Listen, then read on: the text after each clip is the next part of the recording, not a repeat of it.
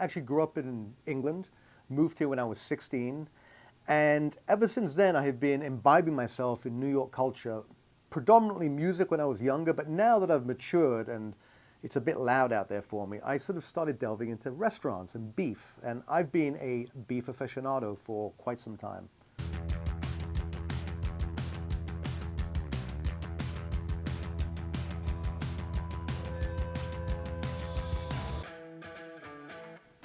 You know, one of the things that's been great about living in New York for 3 decades is that dry aged beef has always been a part of my culture. It's always been ambient here. It's in every steakhouse, and that kind of led to this, this sort of renaissance of dry aging in general. But it's expensive. It's actually a lot cheaper to do it in your house, which is why the dry ager is so amazing. It's really bringing that home in a way that you can't really do in any other way. And just to give you guys a bit of history, I'm sure listen, if you're watching this video, you probably know about dry aging. But traditionally, all beef was dry aged.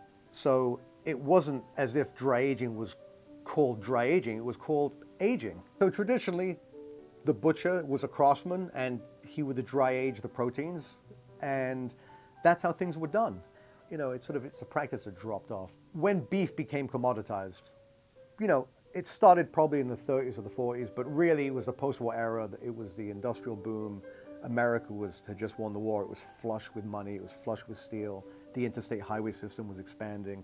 And beef became commoditized like everything else, like automobile production and like everything else. So with the commoditization of beef, we got away from dry aging. Because what dry aging does is it takes time, it takes space, and it takes a very controlled environmental circumstance. Wet aging, which is taking the same primal, except instead of hanging it or putting it into a dry aging room, you're putting it into plastic, vacuum sealing it, and keeping it at a similar temperature that you would dry age at, if all you care about is tender beef. And if that's all you care about, yeah, wet aging makes sense. So past those 15 days, those 2 weeks, you should really take that wet aged beef out of the bag. But it's monosyllabic. It tastes the same all the way through. But what dry aged beef has is it has complexity of flavor, has depth of flavor, and it has different flavors. And that's the difference. There's secondary and tertiary flavors. You know, what happens with the dry aged beef is that if you leave it in the environment, and generally 28 days is the industry standard, and traditionally that's what most steakhouses have aged for and what most butchers have aged for. And 28 days kind of gives you the perfect balance between flavor intensity, tenderness, and a transformation of flavor. Because it's not just that you're intensifying the flavor of a beef, you're also giving yourself a secondary and tertiary flavor, and that's the environment of the dry age room having an effect on that protein. And those flavors are really what differentiates wet aged and dry aged beef. Imagine the complexity, and it's not just the complexity of character, it's the mouthfeel, it's the body. I mean, you're reducing something closer to its essence, and that's what dry aging does to beef. A steeliness, a richness. Some describe it as umami. Depending on the room and how long it was aged for and what else it was aged with, you might have flavors of mushroom or blue cheese or, some really sort of mineral-rich flavors. There's another reason that you might want to think about aging beef from a cooking perspective. The biggest enemy of a really good sear with a good Maillard reaction and a good caramelization, which is what you want in a steak or any real seared protein, is water.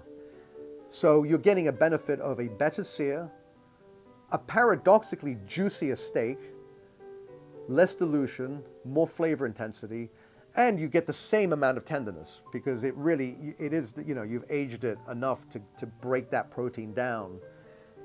It's just something you can never get from wet aged beef. You're looking for something that's a high quality piece of beef we're talking about an animal that led a good life, right? It had sunshine, it ate pasture. Yeah, it might have been corn finished. I mean, we love that in the States especially. It really adds great flavor. So what you're really looking for is marbling. And that's the reason you should really look for prime beef. So what are we looking for? Well, depending on the size of your unit. I have the UX 500. It's absolutely perfect for apartments like New York City size apartment. I can fit probably 2 short loins or like a rib and a piece of porterhouse, a piece of strip loin. I've been in almost all of the major dry age rooms in the New York City area. But actually having the dry age room in my house and watching the transformation on a daily basis through that little window, it's been a fascinating experience. So I love the dry ager from an aesthetic point of view. It's beautifully made. I love German engineering and technology, and the unit's handmade in Germany. It shows. So I have it in my living room. It sits next to my credenza with my stereo on it, and I think it looks fantastic.